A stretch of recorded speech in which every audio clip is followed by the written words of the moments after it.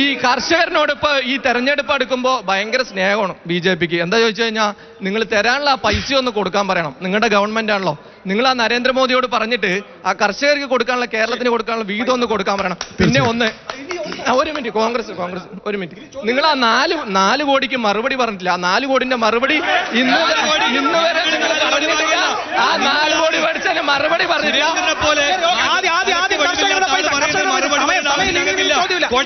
കൊടകര കേസിൽ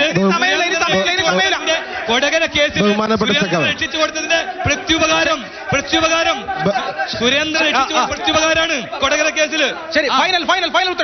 ബഹുമാനപ്പെട്ട സഖാവേ, ഒരു കാര്യം പറഞ്ഞോട്ടെ. നരേന്ദ്രമോദി സർക്കാരിന്റെ നേതൃത്വത്തിൽ കർഷകർക്ക് കൊടുക്കാനുള്ള പരിപൂർണമായ സംഖ്യയും 100% കൊടുത്തു തീർത്തിട്ടുണ്ട്. ഞാൻ നിങ്ങളോടും നിങ്ങളുടെ എല്ലാവരോടും പറഞ്ഞത്, കേന്ദ്ര സർക്കാരിന്റെ വിഹിതം ഒരു കാരണവശാലും സംസ്ഥാന സർക്കാർ വെട്ടിക്കുറയ്ക്കാൻ പാടില്ല. അത് BJP ആണെങ്കിലും കോൺഗ്രസ് ആണെങ്കിലും ഇടതുപക്ഷം. ഇവിടെ വെട്ടിക്കുറച്ചല്ലോ.